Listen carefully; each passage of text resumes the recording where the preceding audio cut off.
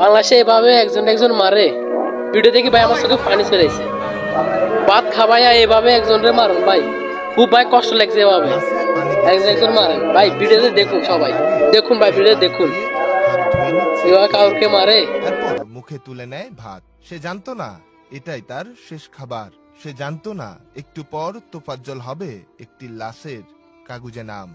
সরল বিশ্বাসে সবার সামনে খাচ্ছে তোফাজ্জল, যদিও ভাত খাবার আগেও এক দফা পিটুনির শিকার হয়েছিল সে। খাবার পরই যে আবার তা শুরু হবে সেটিও হয়তো ভেবে উঠতে পারেনি পিতামাতা ও মানসিক ভারসাম্যহীন তোফাজ্জল। খাওয়া শেষে তোফাজ্জলকে আবার নেওয়া হয় ফজলুল হক মুসলিম হলের গেস্ট রুমে। সেখানে বেধড়ক পেটানো শুরু করে কয়েকজন শিক্ষার্থী। চিৎকার করে বারবার বাঁচার আকুতি মায়া জাগাতে পারেনি ঢাকা বিশ্ববিদ্যালয়ের সেই শিক্ষার্থীদের মনে। মায়া না জাগায় হারাতে হলো জীবন। বাবা মাহিন তোফাজ্জলকে বাঁচাতে কেউ দাঁড়ায়নি।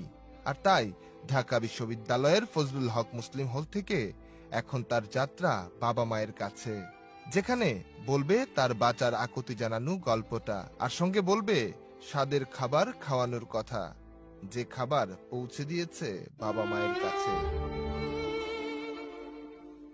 মোবাইল চুরি করেছে এমন সন্দেহে সন্ধ্যার পর দফায় দফায় পেটানো হয় তোফাজ্জলকে।